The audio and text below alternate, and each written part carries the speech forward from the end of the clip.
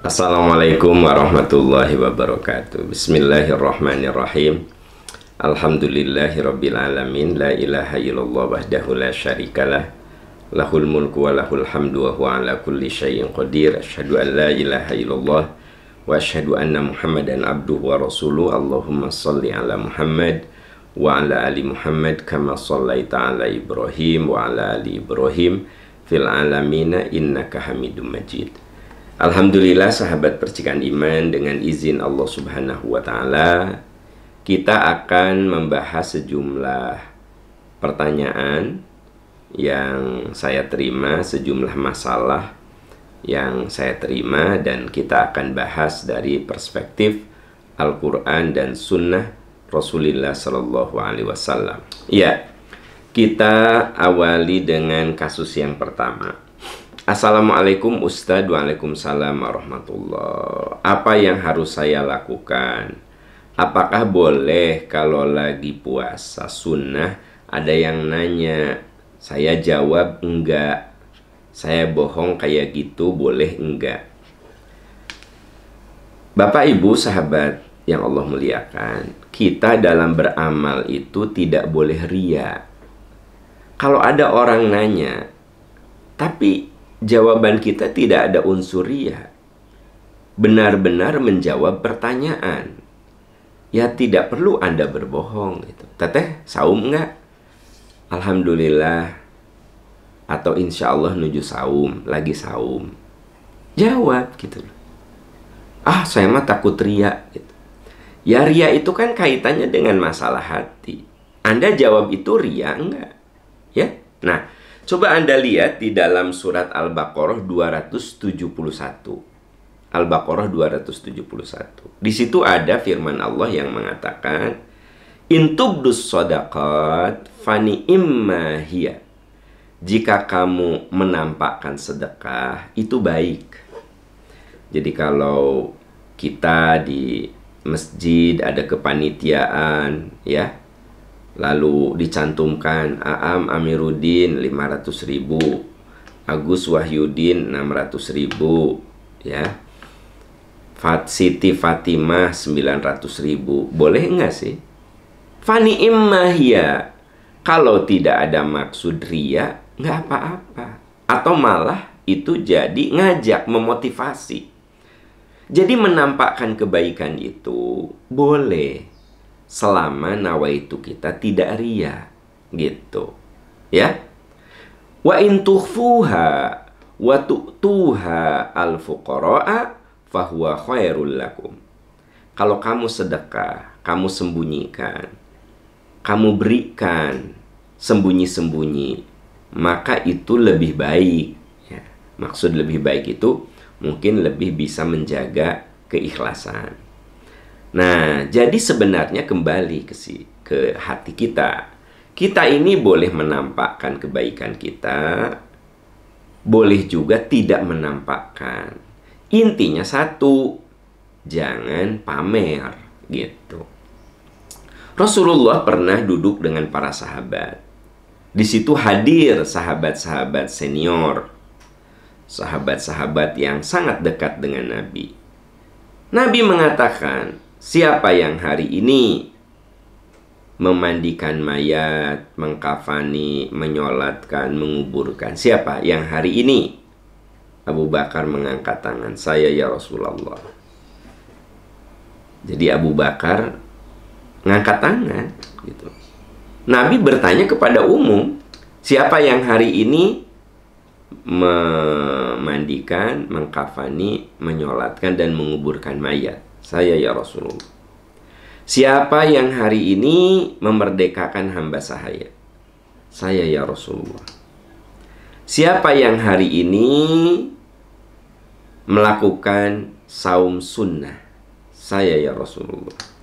Jadi semua yang ditanyakan oleh Rasul tentang amalan soleh, Abu Bakar mah semuanya. Yang lain mah ada yang, siapa yang hari ini saum? Angkat tangan, banyak, ya kan gitu. Siapa yang hari ini tahajud? Banyak yang angkat tangan. Siapa yang hari ini memerdekakan hamba sahaya? Hanya Abu Bakar. Karena memerdekakan hamba sahaya itu butuh uang, ya. butuh kaya zaman dulu itu, orang yang suka memerdekakan hamba sahaya harus kaya gitu kan.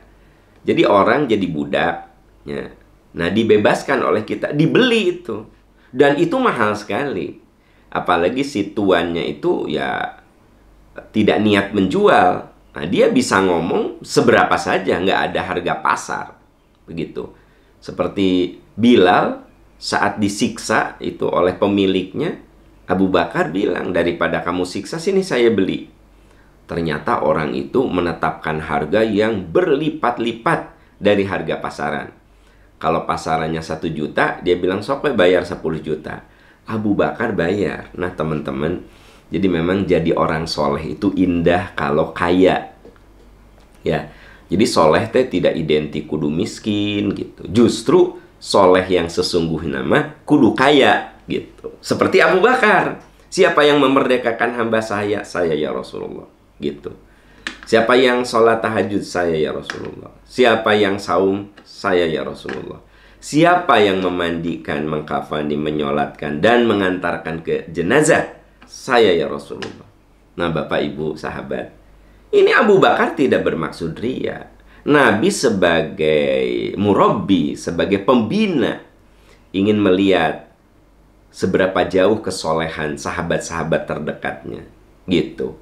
Jadi kalau misalnya ada seorang guru nanya, kamu puasa nggak? Puasa. Kamu tahajud nggak? Tahajud. Ya. Kamu baca Quran nggak? Baca. Itu boleh gitu ya, tidak apa-apa. Satu, kita tidak boleh ria. Nah yang sering jadi penyakit sekarang ini, nggak ditanya ngomong di Instagram, nggak ada yang nanya ya, ujug-ujug nulis aja di status WA, alhamdulillah hari ini hamba bisa saum Kamis. Siapa nang nanya? Nah itu ada unsur ria gitu. Kalau saya tanya ya, Pak, saum Kemis nggak? Iya, Pak, lagi saum. Kan ditanya. Ini ada kadang-kadang orang yang ujug-ujug nggak ditanya, nulis di status WA, alhamdulillah malam ini hamba bisa tahajud. Siapa yang nanya? Nah itu ria jadinya. Ya, makanya jangan suka memposting amalan-amalan soleh kalau tidak ada unsur mengajak. Anda memposting pengajian, tapi di situ ngajak, teman-teman minggu depan masih ada loh, rutin ini pengajian, yuk datang. Nah itu kan mengajak.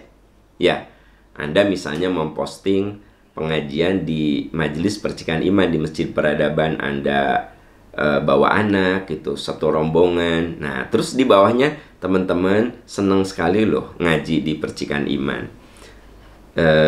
Pokoknya datanglah tiap hari Ahad jam 7.30 udah mulai. Kan itu mah ada ajakan ya, gitu loh. Nah ini mah itu yang apa ya, nggak hujan, nggak angin, nggak ada ajakan gitu ya. Ujug-ujug memposting gitu, Quran difoto, diposting, alhamdulillah bulan ini hamba bisa khotam ya Allah. Tak, itu ria jadinya. Nah gitu teman-teman. Jadi kalau ditanya, Anda boleh jawab jujur gitu. Kalau nggak ditanya, jangan memposting gitu. Anda boleh memposting untuk sesuatu yang sifatnya mengajak gitu ya. Karena ada ayat yang mengatakan waman ahsanu qawlan mimman da'a ilallah wa amila sholihan. Tidak ada ucapan yang terbaik kecuali kamu mengajak kepada kebaikan dan kamu juga melakukan amal soleh itu gitu.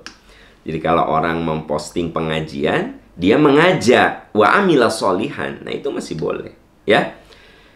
Begitu Ibu ya tentang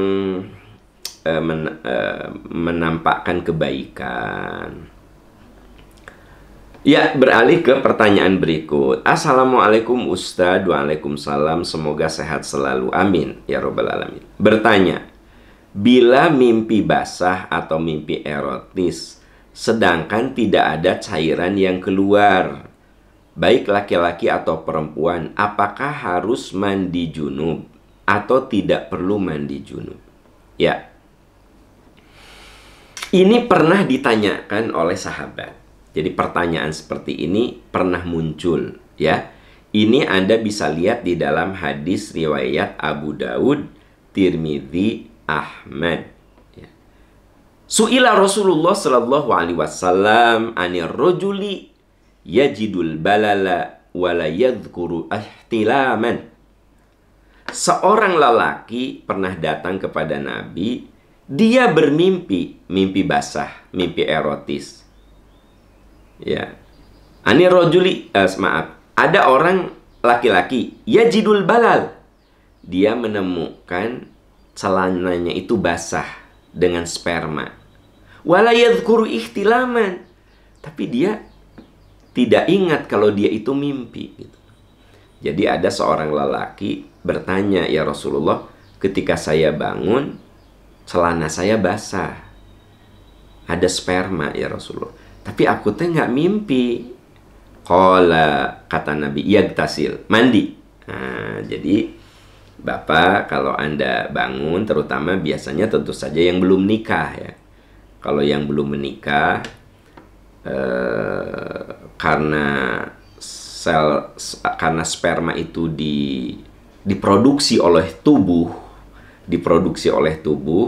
lalu ada, ini mah bahasa saya awamnya, ya, ada penampungnya. Nah, penampungannya itu penuh, keluarlah lewat mimpi yang suka disebut dengan mimpi erotis atau mimpi basah.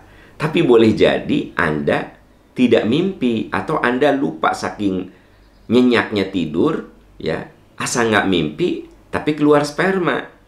Nah, ini pernah terjadi pada zaman Rasul. Qala yagtasil, mandi kamu, kata Rasul. Wa anir rajuli yara annahu qad ihtalama wala yajidul balal. Ada lagi seorang yang bertanya kepada Rasul, ya Rasulullah, saya mimpi tapi enggak keluar sperma ya Rasulullah. Qala la ghusla alaih, kamu tidak perlu mandi. Nah, jadi itu ada dalam hadis riwayat Abu Daud, Tirmidzi, Ahmad. Jadi menurut hadis ini, ya, bila Anda bermimpi dan tidak menemukan sperma, tidak ada cairan, tapi Anda mimpi tidak ada cairan, la ghusla alaih, tidak perlu mandi. Tapi kalau Anda, ya, menemukan cairan, merasakan ada basah di pakaian Anda, di celana Anda, dan itu adalah sperma, walaupun Anda tidak mimpi, yagtasil, hendaklah dia mandi. Gitu. Nah, jadi kembali ke pertanyaan Anda, kalau Anda mimpi tapi tidak basah, tidak perlu mandi. Anda tidak mimpi tapi basah, harus mandi. Gitu, ya. Oke. Bagaimana dengan perempuan? Nah, ja'at Ummu Sulaim. Ummu Sulaim datang ke Nabi dan bertanya, hal alal mar'ati min ghuslin idza hiyah talamat.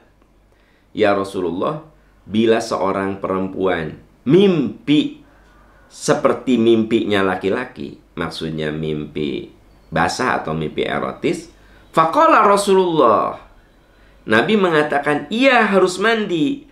Idza ra'atil ma, kalau kamu merasakan basah.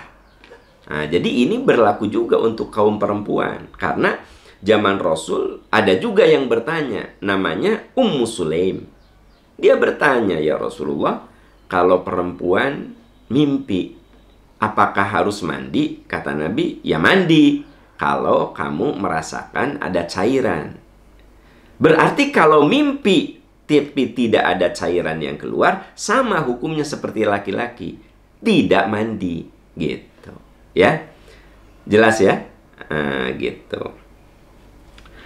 Ya, itu jawabannya untuk Anda. Wallahu a'lam bissawab. Ya, pertanyaan berikut. Assalamualaikum Ustaz. Waalaikumsalam. Semoga Ustaz selalu sehat. Ustadz, bagaimana menurut pandangan Islam bila seorang istri berselingkuh? Saat cerai, apakah dia mendapatkan harta dari suaminya? Dan bagaimana kalau istri yang berselingkuh itulah yang meminta cerai? Ya, Bapak, Ibu, sahabat-sahabat sekalian, apabila seorang istri berselingkuh, ya, itu tidak langsung dicerai. Bukan hanya berselingkuh, nusyuz itu bisa berselingkuh, bisa tidak melaksanakan kewajiban. Nah, itu namanya nusyuz. Ya, Anda bisa lihat di surat An-Nisa ayat 34. Wallati takhafuna nusyuzahunna. Dan wanita-wanita yang kamu khawatirkan nusyuz. Nah, salah satunya adalah berselingkuh seperti yang Anda tanyakan. Itu nusyuz. Jangan langsung dicerai. Fa'idhuhunna, nasihati. Nasihati gitu. Kamu tuh hidup mau apa gitu. Suami udah ada, istri anak udah ada gitu. Kamu pikir dengan berselingkuh kamu akan lebih bahagia. Suami teh dinasehatan gitu ya. Fa'idhuhunna wahjuruhunna fil madaji'. Bahkan boleh pisah ranjang. Jadi nasihati, boleh pisah ranjang biar saling mengintrospeksi ya. Ternyata istrinya teh makin maceh ya, makin menjadi-jadi. Wah, makin enak tidak berpisah ranjang itu. Pisah ranjang tuh artinya tidak harus ranjangnya misah, bisa saja kamarnya misah, rumahnya misah gitu. Kata suaminya, udahlah kita introspeksi dulu, sok kamu terserah mau aku ya, mau kamu di orang tua dulu, sok saling introspeksi. Kalah kamu aceh si istri teh ya. Atau bisa juga insaf si istri itu. Oh iyalah, untuk apa gitu aku hidup dalam fata morgana gitu. Suami aku udah jelas, anak aku udah jelas, aku kok berselingkuh, aku hidup dalam fata morgana. Si istri nanti insaf. Fa in ata'nakum fala tabghu alaihinna sabila. Kalau istrimu itu berubah, maka kamu jangan berharap cerai. Nah gitu. Ini bapak-bapak nih. Jadi kalau istri kita berbuat nusyuz, sekali lagi, nusyuz itu bisa tidak melaksanakan kewajiban sebagai istri gitu ya. Atau yang Anda tanyakan, berselingkuh itu nusyuz juga gitu. Tapi kalau berselingkuh kan nusyuznya udah tingkat dewa. Kalau kan gini, ketika istri misalnya tidak melaksanakan kewajiban, nggak mau ngedidik anak misalnya ya, nggak mau mengatur rumah tangga gitu, itu nusyuz. Tapi ada juga istri yang berselingkuh, nah itu mah nusyuz. Kata anak sekarang udah tingkat dewa gitu loh, ya kan, karena itu sudah melukai kepercayaan, amanah, dan merusak hati suaminya. Tapi tetap Islam mengatakan fa'idhuhunna, sok kamu nasihati ya. Wahjuruhunna, sok kamu lebih tajam lagi, bila perlu pisah ranjang dulu. Ternyata berubah. Fa'in ata'nakum fala tabghu alaihinna sabila. Tapi kalau ternyata istrimu berubah, sebaiknya kamu tidak perlu berpikir cerai gitu ya. Nah, kejadiannya dari kasus yang Anda tanyakan tuh, udah sama dia berselingkuh terus minta cerai. Bagaimana hukumnya? Nah, untuk ibu-ibu ya, kalau Anda minta cerai tanpa alasan, jadi Anda tidak didolimi, asa hoream we nempuh hidup dengan laki-laki seperti ini. Apalagi kan ada laki-laki lain yang menurut Anda lebih menyejukkan lah, lebih menenangkan. Akhirnya Anda cerai. Nah, Anda minta cerai. Nih tolong perhatikan hadis yang begitu dahsyat dari Rasulullah yang diriwayatkan oleh Imam Abu Daud dan Imam Tirmidzi. Ayyumam ra'atin sa'alat zawjaha talaqan fi ghairi ma ba'sin. Perempuan mana saja, istri manapun yang sa'alat zaujaha talaqan, dia meminta cerai dari suaminya, fi ghairi ma ba'sin, tanpa alasan. Jadi bukan karena suaminya dolim, bukan karena suaminya tidak menafkahi. Pokoknya mah suaminya baik-baik saja gitu. Tiap bulan memberikan nafkah materi, memberikan nafkah batin. Pokoknya suami nama melaksanakan kewajiban. Nggak ada alasan istri itu minta cerai, tapi istrinya minta cerai. Faharamun alaiha raihatul jannah. Maka perempuan seperti itu boro-boro masuk surga, mencium bau surga saja nggak akan pernah. Nah, jadi ini harus jadi catatan. Perempuan manapun yang minta cerai padahal suaminya baik-baik saja, ya, baik-baik saja gitu, maka dia tidak akan pernah mencium baunya surga. Apalagi cerainya itu karena si perempuan merasa ada laki-laki yang akan lebih membahagiakan suaminya. Faharamun alaiha raihatul jannah. Maka perempuan seperti itu tidak akan pernah mencium baunya surga. Tapi bagaimana kalau seorang istri meminta cerai karena dia dizolimi oleh suaminya, tidak dinafkahi misalnya, atau diperlakukan secara kasar, ya. Maka kalau ini boleh, ada dijelaskan di dalam surat Al-Baqarah. Fa in khiftum alla yuqima hududallahi fala junaha alaihima fi maftadat bih. Itu Al-Baqarah 229. Bila seorang istri, ya, merasa dizolimi, jadi si istri itu merasa dizolimi, maka boleh istri itu mengembalikan mas kawin. Bahasanya itu gugat cerai, dalam bahasa Quran itu khulu. Khulu itu mengembalikan mas kawin. Paham, mas kawinnya sudah nggak ada, ya Anda gugat cerai ke pengadilan. Nah, jadi Islam itu memberikan suatu aturan untuk tidak terjadinya kezoliman. Bila seorang istri tidak dinafkahi oleh suaminya, suaminya main aja gitu, istrinya cari nafkah habis-habisan, ya, boleh istri meminta menggugat cerai karena suaminya tidak menafkahi dengan sengaja. Lain lagi kalau suaminya tadinya menafkahi terus sakit, kan itu bab lain.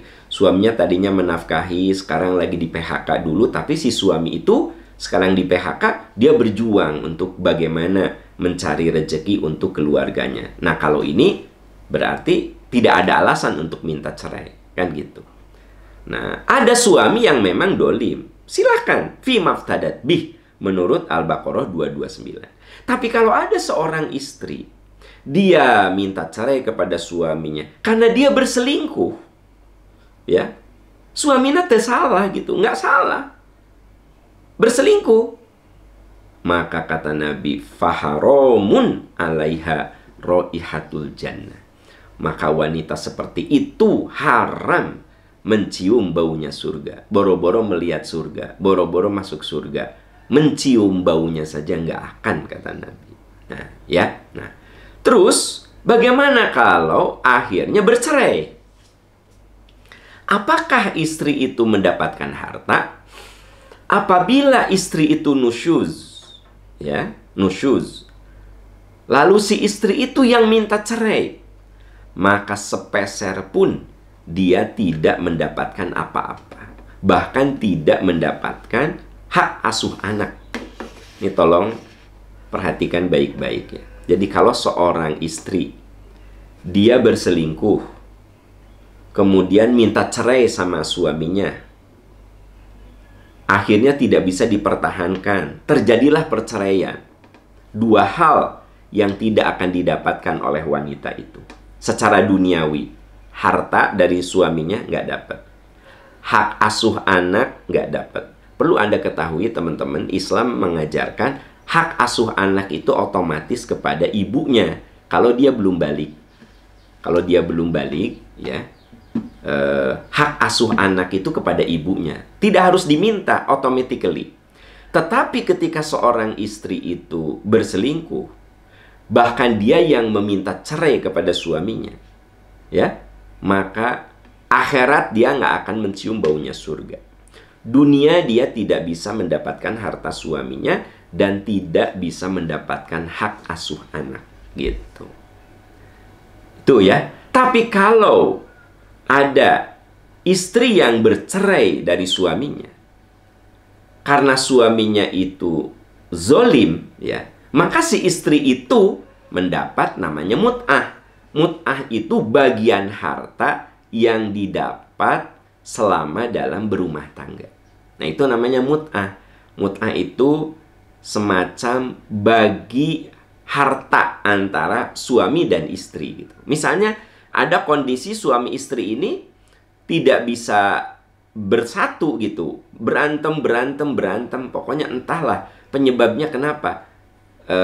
Pokoknya berantem aja. Berpisahlah. Atau ada alasan-alasan yang bisa diterima oleh pengadilan. Berpisahlah. Maka si istri ini dapat namanya mut'ah. Mut'ah itu harta pembagian dari suaminya selama berumah tangga. Gitu, ya. Mendapatkan mut'ah. Kalau alasannya bukan yang tadi saya jelaskan. Kalau alasannya bukan selingkuh yang menyebabkan si istri itu minta bercerai.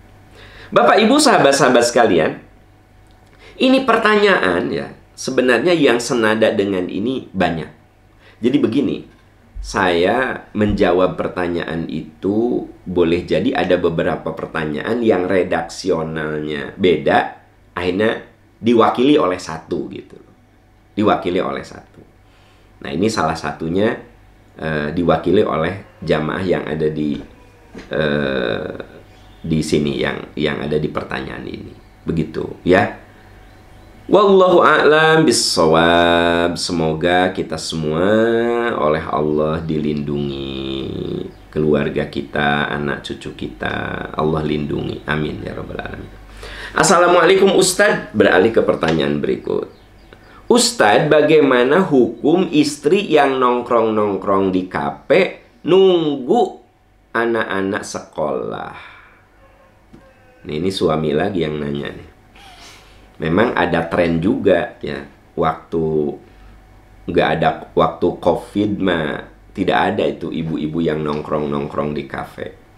Tapi kan ada juga yang memang sambil nunggu anak sekolah sih. Jadi anaknya masih perlu dijemput, ditunggu gitu ya, masih TK. Dropin anak jam 7:30. Nah, ibu-ibu ini, nggak lah kemana, nggak usah di kafe yuk, nongkrong-nongkrong ya. Nah, ini ada seorang suami, Ustaz, gimana sih hukumnya seorang istri nongkrong-nongkrong di kafe, di warung, atau di malah nongkrong sifatnya ya, nongkrong. Tapi sambil nunggu anak sekolah, gimana hukumnya?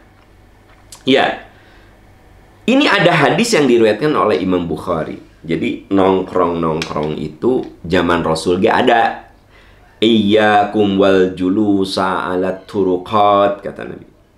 Janganlah kalian duduk-duduk di pinggir jalan. Nah, kalau zaman dulu kan nggak ada kafe ya, nongkrong-nongkrong di pinggir jalan. Orang lalu lalang teh nongkrong. Biasanya kan kalau kafe juga di pinggir jalan. Iyyakum wal julusa ala turuqat, kata Nabi. Janganlah kalian duduk-duduk di pinggir jalan. Faqalu malana buddha innama hiya majalisuna natahaddatsu fiha. Kata sahabat, ya Rasulullah, da eta mah kebiasaan kami. Ini sudah terbiasa begini ya, menjadi tempat kami bercengkrama gitu loh. Jadi ketika Nabi mengatakan iyyakum wal julusa ala turuqat, kata Nabi, kalian nongkrong-nongkrong di sisi jalan. Jangan-jangan. Nah, kata sahabat tuh, ya Rasulullah, ini mah kebiasaan kami. Cek ibu-ibu, dah iya mah kebiasaan kita ya, sambil nunggu anak-anak sekolah ya, gitu ya. Hari pulang atau habis di jalan, ya udahlah kita nongkrong. Ini mah kebiasaan kita. Nah, tahaddatsu fiha, kita cuma ngomong-ngomong aja. ngobrol-ngobrol aja gitu.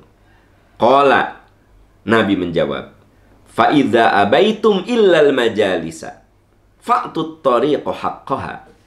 Kalau terpaksa, kalau memang benar kalian itu nggak bisa menghindari, ya kan gitu, terpaksa kudu bercengkrama, nongkrong-nongkrong dengan teman-temanmu, maka fa'tut tariqa haqqaha.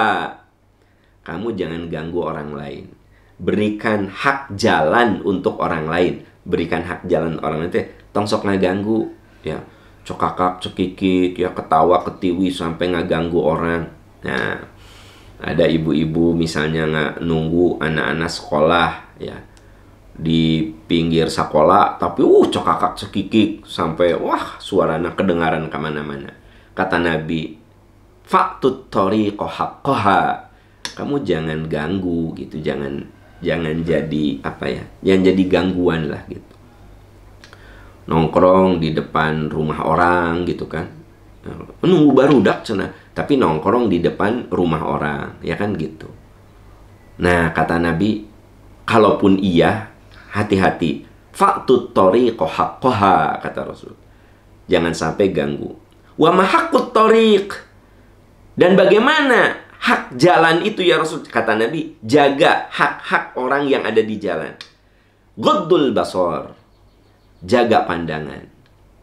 Wa kafful adza, jaga jangan sampai omonganmu itu, kan ada bu lagi duduk-duduk, aya nu lewat di komentaran, tingali tuh si ibu itunya ini teu cocok itu baju batik bawahna apa di komentar, tingali tuh, nah gitu ya. Itu jadi Anda duduk banyak komen sama orang gitu loh, atau ngagosip gitu. Kaful adza, jauhi hal-hal yang mengandung dosa, ngagosip, ngomongkeun batur, fitnah, ya. Ya kumaha lah bercengkrama bari eusina teh gosip gitu. Waraddus salam. Sok, kalau ada yang ngucapin salam, kamu jawab salam. Wa'mur bil ma'ruf. Kamu boleh nongkrong-nongkrong, tapi di dalamnya harus ada kebaikan. Wa nahyun 'anil munkar. Dan kamu cegah dari kemunkaran. Nah, jadi mau bapak-bapak, mau ibu-ibu, ya, kalau lagi bercengkrama, nongkrong itu, satu, jangan ada unsur-unsur dosa. Ya, apa itu unsur dosa? Ngagosip, menghinakan orang, mengomentari orang yang lewat, mengomentari orang yang Anda lihat.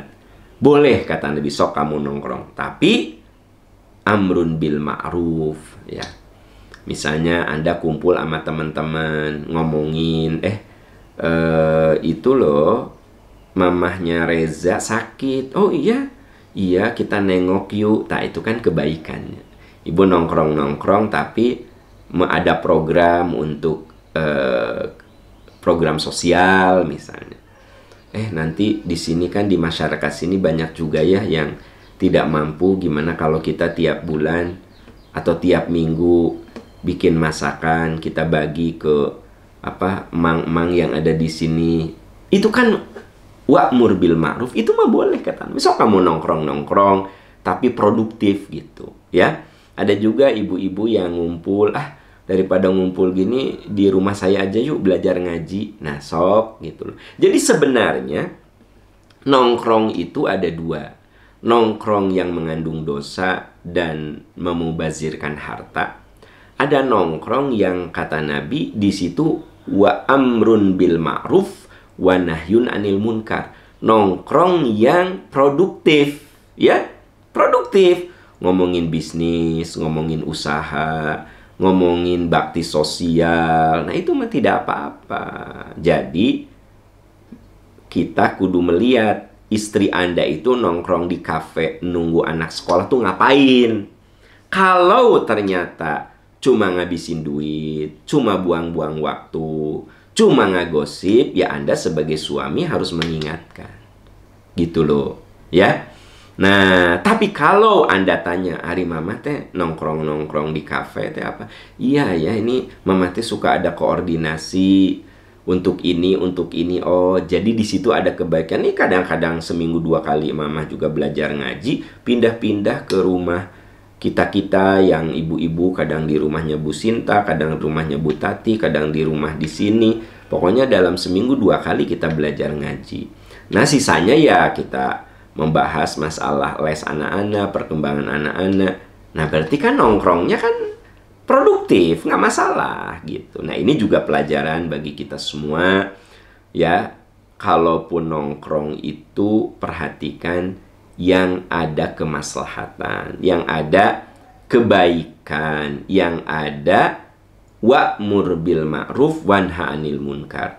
Ada amar ma'ruf dan nahi munkarnya gitu ya. Itu yang harus diperhatikan. Wallahu a'lam bissawab. Assalamualaikum Pak Ustadz. Waalaikumsalam. Ustadz, amalan apa yang harus dilakukan oleh perempuan yang belum menikah biar sebanding dengan perempuan yang sudah menikah? Bukankah orang yang sudah menikah lebih beribadah separoh dari agama? Bagaimana Ustadz bagi yang belum menikah? Ya, teman-teman, mungkin Anda pernah mendengar ceramah bahwa orang yang menikah itu dia sudah mengambil separoh agamanya. Jadi yang belum menikah itu beragamanya baru setengahnya. Yang sudah menikah itu beragamanya sudah full gitu kan. Nah, Anda nanya, saya belum nikah, gimana Ustadz? Nah, begini, saya ingin jelaskan dulu. Apa yang dimaksud wanita yang sudah menikah itu sudah mengambil separoh agamanya? Karena orang kalau udah menikah, persoalan hidupnya lebih complicated. Nih, bagi adik-adik yang belum menikah, Anda perlu tahu, wanita sudah menikah, laki-laki sudah menikah itu persoalannya 2 kali lipat. Saya kasih contoh misalnya. Anda kalau belum nikah, ya mikirin Anda saja. Sarapan ya cuma mikirin perut Anda. Ya nggak sih? Mau jalan-jalan ya cuma mikirin Anda sendiri. Tapi kalau Anda kalau menikah, makan. Nah, suami gimana? Anak gimana? Gitu. Anda mau jalan-jalan, ya, kira-kira suami ngizinin enggak ya? Gitu. Terus kalau aku jalan-jalan, nanti suami dan anak-anak gimana ya? Nah, itu teteh yang dimaksud separoh agamanya diambil itu karena ya sudah beda lagi tantangannya. Apalagi kalau udah punya anak. Ya. Kalau perempuan udah punya anak, itu jelas body mah rusak ya, jelas itu body. Kemudian ngurus anak. Ngurus anak tuh capeknya luar biasa. Dari mulai di dalam rahim, terus lahir, terus anak-anak, terus remaja. Itu tuh beda gitu dengan yang belum menikah. Makanya Nabi mengatakan orang sudah menikah itu separoh agamanya dia ambil gitu. Ya nggak, Anda kalau belum menikah, apa mikirin anak gitu? Apa mikirin biaya sekolahnya gitu? Ya, enggak kan? Nah, tapi kalau udah nikah, persoalan lebih banyak. Belum lagi persoalan komunikasi dengan adik ipar, kakak ipar, mertua, ya kan? Keluarga dari suami. Nah, kalau laki-laki, mikirin keluarga dari istri. Coba Anda yang belum nikah. Yang Anda pikirkan cuma keluarga orang tua Anda dan adik Anda, selesai. Bener nggak? Tapi kalau udah nikah, Anda kudu mikirin juga keluarga pasangan hidup Anda gitu loh. Berarti itu yang dikatakan, kenapa orang yang menikah itu, kata Nabi, dia sudah mengambil separoh agamanya. Jadi satu kan berarti, secara pribadi separoh. Diambil lagi separohnya. Jadi kan jadi satu. Maksudnya sudah lebih berat gitu. Yang belum menikah, ya baru setengah agamanya, separuh agamanya, gitu. Mau apa Anda? Semua ditentukan oleh sendiri, gitu. Ya, nah karena itu Nabi mengatakan yang belum menikah ya setengah agamanya dia belum ambil, gitu. Nah, pertanyaan Anda gimana Ustadz? Berarti saya cuma setengahnya dong. Nah, berarti Anda meningkatkan amalan-amalan lain. Kalau teman Anda yang sudah menikah dan punya anak udah nggak sempet tahajud karena udah seharian lelah ngurus anak, maka Anda mah kudu rajin tahajud gitu. Kalau teman Anda ya, sudah tidak sempat saum Senin Kamis lagi karena energinya habis untuk ngurus keluarga, sok Anda yang belum menikah rajin saum Senin Kamis gitu. Kalau teman Anda yang sudah menikah itu ya sudah tidak sempat untuk bersedekah, jadi ada teman Anda sudah nikah, sudah tidak sempat untuk bersedekah gitu.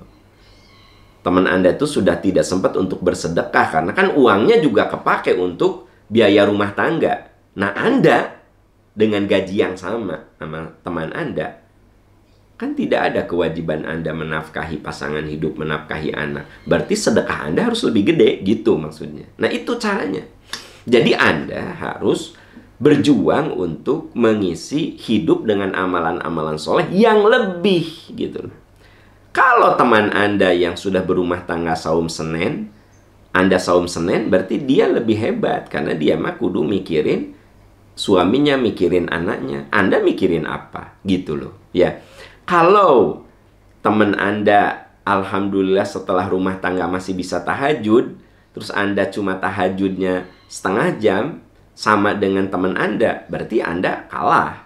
Berarti Anda tahajudnya bacanya kudu panjang, baca Qur'annya kudu panjang, gitu loh teman-teman sekalian. Jadi kita ini kudu pandai-pandai mengisi hidup dengan amal soleh. Kalau teman Anda yang sudah berumah tangga itu udah nggak sempet lagi datang ke majelis percikan iman, ke pengajian di Arjasari, aduh Ustadz, ke saya teh pengen ngaji ke sana. Ini anak saya kan yang satu TK ya, yang satu SD.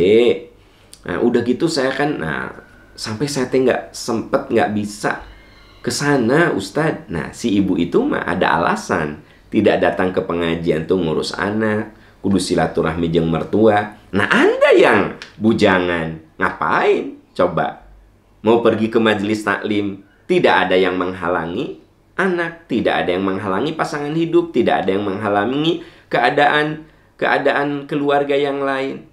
Anda kos lagi, sendirian. Terus Anda apa? Mager. Kalah Anda.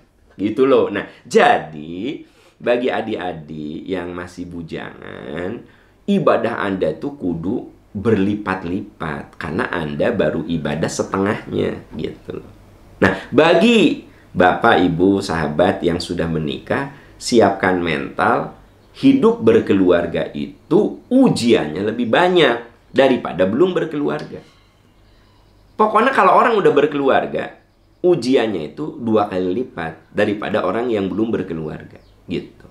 Ya, coba aja lah, pasti ujiannya berbeda. Nah, makanya Nabi mengatakan bahwa orang yang menikah itu dia mengambil separuh agamanya. Separohnya dia pegang, ambil lagi separohnya. Jadi 1. Orang yang belum menikah cuma baru separoh. Karena tantangan, ujian, challenge-nya itu lebih ringan sebenarnya, gitu loh. Makanya ketika orang itu memutuskan menikah, dia siap mengambil separuh dari agamanya. Setengah dari agamanya dia ambil. Jadi dia siap dengan beban 1. Bukan setengah, 1 beban itu. Ya. Wallahu a'lam bissawab. Wallahu a'lam bissawab. Bapak Ibu, sahabat-sahabat yang Allah muliakan, itu yang bisa saya jawab dari kasus-kasus yang saya terima ya. Mohon maaf kalau ada pertanyaan teman-teman belum terjawab, karena memang ya kita antri saja. Dan semoga pertanyaan dari sahabat yang lain itu bisa mewakili, atau walaupun tidak bisa mewakili, bisa menambah pengetahuan ya. Wallahu a'lam bishawab. Ya Bapak Ibu, sahabat percikan iman yang Allah muliakan, itu yang bisa saya sampaikan. Semoga Allah menolong kita, melindungi kita, memberikan kekuatan kepada kita untuk mengisi sisa umur kita dengan amalan-amalan yang Allah ridho. Demikian, insya Allah besok kita bertemu lagi di Percikan Iman Pagi. Subhanaka Allahumma wa bihamdika, asyhadu an la ilaha illa anta, astagfiruka wa atubu ilaik, walhamdulillahi rabbil alamin. Wassalamualaikum warahmatullahi wabarakatuh.